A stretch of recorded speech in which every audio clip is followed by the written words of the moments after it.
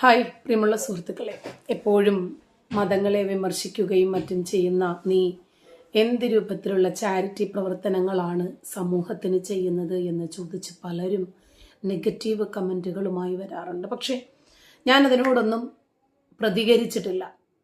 നമ്മൾ ആർക്ക് എന്ത് ചെയ്യുന്നു എന്നത് നമ്മൾ മാത്രം അറിഞ്ഞാൽ മതി. എൻ്റെ ഒരു പോളിസി അതാണ്.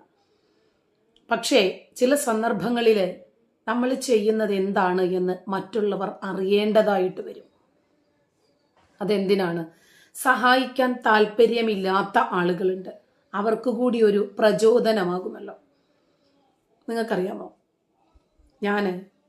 എനിക്കൊരു വീടോ ഒരു ഇരിപ്പിടമോ ഒരു കിടപ്പാടമോ ഉണ്ടാക്കുന്നതിന് മുമ്പ് തന്നെ എനിക്ക് കിട്ടിയ യൂട്യൂബിൻ്റെ വരുമാനവും മറ്റുമൊക്കെ കൂടി ഒരുമിപ്പിച്ച് വെച്ച് ഒരു ഡിവോഴ്സി ആയിട്ടുള്ള ഒരു സാധു സ്ത്രീ, അവർ ഗൾഫിലൊക്കെ പോയിട്ട് രോഗമൊക്കെ ആയിട്ട് മടങ്ങി വന്നതാണ്. അവർക്കൊരു 5 സെൻറ്റ് സ്ഥലം വാങ്ങി ചെറിയ ഒരു വീട്, ഒരു റൂമേ ഉള്ളൂ, ഒരു വലിയ റൂമാണ്, ഒരു അടുക്കള, ഒരു ഷീറ്റൊക്കെ ഇട്ടിട്ട് ചെറിയ രൂപത്തിൽ ടൈലും കിട്ടി. അങ്ങനെ ഒരു സൗകര്യം ചെയ്തു കൊടുത്തിട്ടുണ്ട്. എല്ലാവരും പറഞ്ഞു താക്കോൽ കൊടുക്കുന്ന സമയത്ത് ഒരു വീഡിയോ ആക്ക്. എനിക്കത് ഇഷ്ടമുണ്ടായിരുന്നില്ല. പക്ഷേ എനിക്കതിൽ വലിയൊരു സംതൃപ്തിയും സമാധാനവും തോന്നിയിട്ടുണ്ട് പലപ്പോഴും. അതുപോലെ ഒരുപാട് ആളുകൾ രോഗങ്ങൾ കാരണം ബുദ്ധിമുട്ടുമ്പോൾ, കടബാധ്യത കാരണം ബുദ്ധിമുട്ടുമ്പോൾ, എനിക്കതിനേക്കാൾ വലിയ കടവും ബുദ്ധിമുട്ടുകളും പ്രശ്നങ്ങളും ഒക്കെ എമ്പാടുമുണ്ട്. പലപ്പോഴും ഒരു 100 രൂപ പോലും കയ്യിലെടുക്കാനില്ലാത്ത സാഹചര്യങ്ങൾ ഉണ്ടായിട്ടുണ്ട്.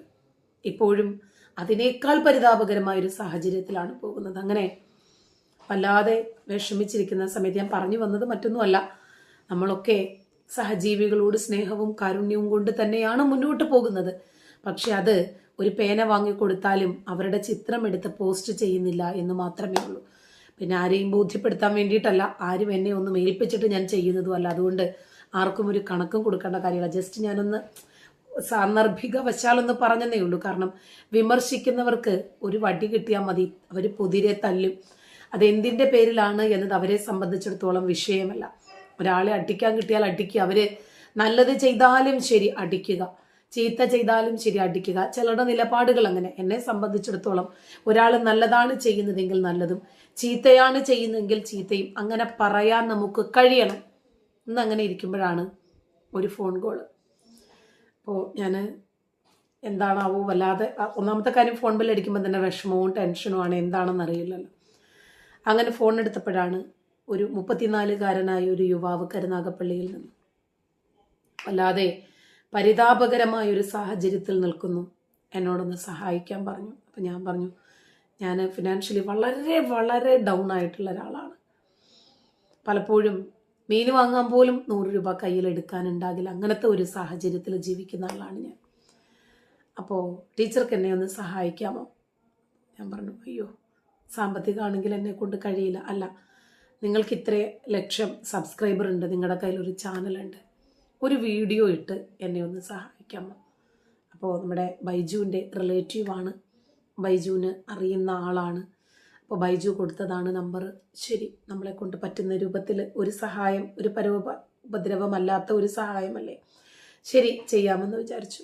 അങ്ങനെ അവരുടെ ഹിസ്റ്ററി കേട്ടപ്പോൾ ഞാൻ അല്ലെങ്കിലേ ദുർബല മനസ്കയാണ്, ഞങ്ങൾ സങ്കടം വന്നു, വല്ലാതെ ഞാൻ കരഞ്ഞുപോയി. ഒരു 34-കാരനായ യുവാവ്, ഒരു വെൽഡിങ് പണിക്കാരനാണ്. 10 വർഷത്തോളമായി തളർന്നു കിടക്കുന്ന പിതാവ്, അമ്മയുണ്ട്, ഭാര്യയുണ്ട്, മകനുണ്ട്. അവരുടെ ദിനംപ്രതിയുള്ള പട്ടിണി കണ്ട് സഹിക്കാൻ വയ്യാതെ വേദനകൾ കടിച്ചമർത്തി ഈ യുവാവ് വെൽഡിങ് പണിക്കിറങ്ങുന്നു. തലചുറ്റലും BP-യും ശാരീരികമായ അസ്വസ്ഥതകളും ഒക്കെ വന്നു. അടുത്തൊരു ക്ലിനിക്കിൽ കാണിക്കുന്നു. വിവിധ ടെസ്റ്റുകളും മറ്റും ചെയ്തപ്പോഴാണ് അറിയുന്നത് അനൂപിന് പിടിച്ചിരിക്കുന്നത് ബ്ലഡ് ക്യാൻസർ ആണ് എന്ന്. എത്ര കാലമായി ഇപ്പൊ ഈ ഒരു അസുഖം തുടങ്ങിയിട്ട്? 3 വർഷം കഴിഞ്ഞു. 3 വർഷം. ഇത് എന്തായിരുന്നു ഇതിന്റെ തുടക്കം? എന്തായിരുന്നു? ശരീരം വേദന വന്ന് തലചുറ്റല്. എന്നിട്ട് എവിടെ ആദ്യം കാണിക്കുന്നത്? ഇവിടെ അടുത്തൊരു ക്ലിനിക്കിലാണ് കാണിച്ചത്. എന്താ ഹോസ്പിറ്റലിന്റെ പേര്? ഉഷ ഹോസ്പിറ്റൽ എന്ന പേര്.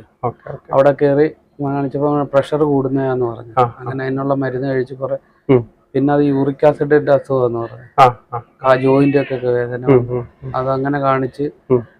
കുറെ നാൾ കഴിഞ്ഞപ്പോൾ എനിക്ക് ദേഹമെല്ലാം വേദന വന്നപ്പോൾ സ്കാനിങ്ങിന് എഴുതി തന്നു. ഉം, ഉം, സ്കാനിങ് റിപ്പോർട്ട് കിട്ടിയപ്പോൾ ഡോക്ടർ പറഞ്ഞ് ആ കിഡ്നിയുടെ ഇൻഫെക്ഷൻ ആയിട്ടുണ്ട്, ഉം. ഏതെങ്കിലും മെഡിക്കൽ കോളേജിൽ പോകുമ്പോൾ.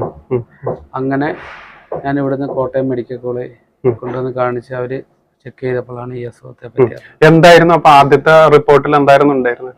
എന്നെ ചെക്ക് ചെയ്തിട്ട് ആദ്യം അവർ പറയുന്നതെന്ന് വെച്ച് കഴിഞ്ഞാൽ രോഗത്തെ പറ്റി പറഞ്ഞത് ഈ ക്യാൻസറിന്റെ ആരംഭമാണെന്ന് പറഞ്ഞു. ആ അത് എന്തില്? ബ്ലഡിനകത്ത്.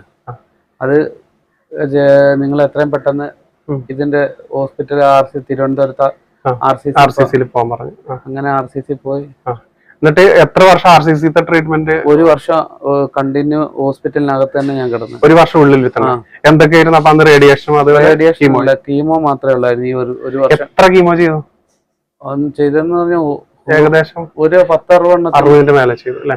പിന്നെ അതിനുശേഷം പിന്നെ ഏകദേശം ഭേദമായോ എങ്ങനെയാ? ഇല്ല, ഇത് ഈ 1 വർഷം കഴിഞ്ഞപ്പോ തന്നെ 1 വർഷം 4 മാസം കൊണ്ട് കഴിഞ്ഞപ്പോ അവിടുന്ന് ഡിസ്ചാർജ് ചെയ്ത് അവിടെ തന്നെ അടുത്ത് റൂം എടുത്ത് താമസിക്കണം. എന്നും രാവിലെയും വൈകിട്ടും ഡോക്ടറെ കാണണം വന്ന്. എന്നിട്ട് ഇഞ്ചക്ഷൻ എടുക്കാനുണ്ട്. അത് കഴിഞ്ഞ് അവിടെ റൂമിൽ പോവുക.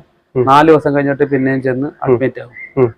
4 ദിവസത്തേക്ക് നമുക്ക് എന്തോന്ന് ഡിസ്ചാർജ് ചെയ്ത് തരുത്തും. അത് കഴിഞ്ഞിട്ട് പിന്നെയും വന്ന് അഡ്മിറ്റ് ആയി 15 ദിവസം പിന്നെ അവിടെ കീമോ ചെയ്ത് അവിടെ അത് കഴിഞ്ഞ് പിന്നെ ഇപ്പോ എന്താണ് ഇപ്പത്തെ ഒരു പ്രശ്നം? എന്താണ് രണ്ടാമത് കീമോ കഴിഞ്ഞ് ഇത് സൈഡ് എഫക്റ്റ് ആയിട്ട് എന്റെ കാലിന് എല്ല് പൊട്ടിയിട്ട് അത് പൊടിയുന്നു.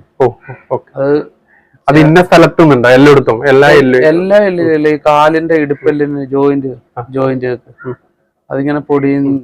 അത് പിന്നെ അതിനെപ്പറ്റി ഹോസ്പിറ്റലിൽ കാണിച്ചപ്പോൾ പറഞ്ഞ് ഈ എല്ലിന്റെ അവിടെ ഹോസ്പിറ്റലിൽ ഓർത്തോടെ എന്ത് കാണിച്ചപ്പോൾ കോട്ടയത്ത് തന്നെ കാണിച്ചത്. അവര് പറഞ്ഞു എന്റെ ഈ അവസ്ഥയിൽ ഇപ്പോഴത്തെ ഏജിനകത്ത് ഇപ്പൊ ഒന്നും ചെയ്യാൻ പറ്റത്തില്ല. ഇപ്പൊ എത്ര വയസ്സായി? 34 വയസ്സ്. ഇപ്പൊ 34. തീരെ കിടപ്പാവുന്ന സമയത്ത് നമുക്ക് എന്തെങ്കിലും ചെയ്യാന്നാണ് അവിടുന്ന് പറഞ്ഞത്.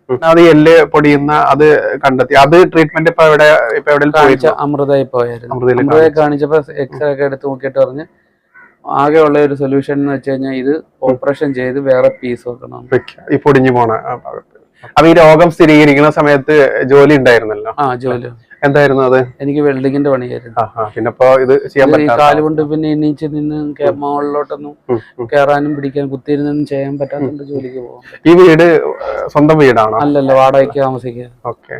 എത്ര രൂപ വാടക വരുന്നുണ്ട്? 3000 രൂപ വാടക. ഒരു മോനോ? എല്ലാവരും കുഞ്ഞല്ലോ? ഒരു കുഞ്ഞ് 1ാം ക്ലാസ്സിൽ പഠിക്കും. ഓക്കെ. അപ്പൊ ഏകദേശം 6 വയസ്സ് 8 വയസ്സ്.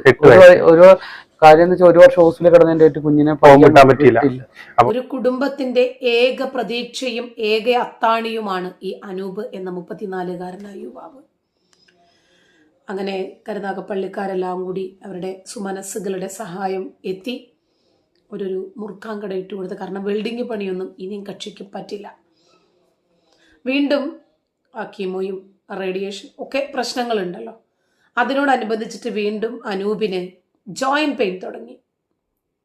കൊണ്ട് കാണിച്ചപ്പോഴാണ് ഈ അസുഖത്തിൻ്റെ സൈഡ് എഫക്റ്റ് എന്ന നിലയിൽ ജോയിന്റിലുള്ള എല്ലുകൾ പൊടിയുന്നു. വേദനയ്ക്കുമേൽ വീണ്ടും വീണ്ടും വേദനകൾ വന്ന് നിറയുവാണ്. ഈ യുവാവിന് എങ്ങനെ മുന്നോട്ട് പോകണമെന്ന് അറിയുന്നില്ല. ഈ സമയത്ത് നമ്മൾ തൽക്കാലം സംഘടനകളും രാഷ്ട്രീയവും മതവും ഒക്കെ മാറ്റിവെച്ച് പച്ചയായ മനുഷ്യരാകണം. നാളെ നമുക്കും വരാം. നമ്മുടെ ജീവിതത്തിൽ എന്തെങ്കിലും പ്രശ്നങ്ങൾ ഉണ്ടാകുമ്പോൾ നമ്മുടെ മതക്കാരും നമ്മുടെ സംഘടനക്കാരും തന്നെയാണോ നമ്മളെ പൊക്കിയെടുക്കുന്നതും ആശുപത്രി കൊണ്ടുപോകുന്നതും? നമ്മളൊക്കെ യാത്ര ചെയ്യുന്നവരല്ലേ. ആക്സിഡൻറ്റുകൾ ഉണ്ടാകാറില്ല. കോഇൻസിഡൻസ് എന്തെല്ലാം സംഭവങ്ങൾ നമ്മുടെ ജീവിതത്തിൽ വന്നു പോകാം. അപ്പോൾ ഈ സാഹചര്യത്തിൽ കീമോയും റേഡിയേഷനും ഒക്കെ ആയിട്ട് യുവാവിൻ്റെ എല്ലുകൾ പൊടിയുന്നു.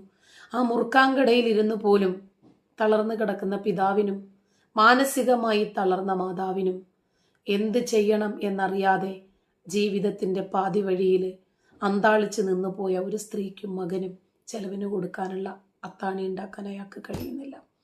ഇപ്പോൾ ഈ എല്ലുകൾ പൊടിയുന്ന രോഗത്തിനൊരു സർജറി ചെയ്യണം. അതിന് ഭീമമായ എമൗണ്ട് അനിവാര്യമാണ്. ലക്ഷങ്ങൾ വേണം.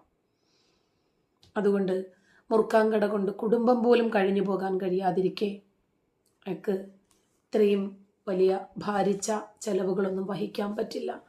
മെഡിസിന് പോലും പൈസ ഇല്ലാതെ നമ്മുടെ മുമ്പിൽ ഒരാൾ കേണു നിലവിളിക്കുക. ഈ വേദനയിൽ നിന്നും ഒരു ശമനം കിട്ടാൻ ഒരു ടാബ്ലറ്റ്, നമ്മളൊക്കെ വിചാരിച്ചാൽ അത് പറ്റും. ആ വേദനയ്ക്ക് ജാതിയും മതവും രാഷ്ട്രീയവും ഒന്നും തടസ്സമാകരുത്. നമ്മൾ എത്രയോ പണം ഭക്ഷണത്തിന് വേണ്ടിയും വസ്ത്രത്തിന് വേണ്ടിയും നമ്മുടെ ജീവിതത്തിൻ്റെ സുഖ സൗകര്യങ്ങൾക്ക് വേണ്ടിയും ചെലവഴിക്കുന്നുണ്ട്. എത്രയോ പണം അനാവശ്യമായി നമ്മുടെ ജീവിതത്തിൽ നിന്നും നമ്മുടെ കൈതങ്ങളിൽ നിന്നും ഒഴുകിപ്പോകാറുണ്ട്. പക്ഷേ നമ്മുടെ കയ്യിൽ നിന്നും ഈ പോകുന്ന പണം ഒരു യുവാവിൻ്റെ വേദനയുടെ ശമനത്തിനൊരു കാരണമാകുന്നെങ്കിൽ നമ്മൾ മടിച്ചു നിൽക്കണം. ഒരു ദിവസം കൊണ്ട്, അതല്ലെങ്കിൽ ഏതാനും മണിക്കൂറുകൾ കൊണ്ട് കോടിക്കണക്കിന് രൂപ ഒരു ചെറിയ കുഞ്ഞിനു വേണ്ടി സമാഹരിച്ച ഈ കേരളക്കരയ്ക്ക് ഈ യുവാവിൻ്റെ ചെലവ് വലിയ ഭീമമായിരിക്കില്ല.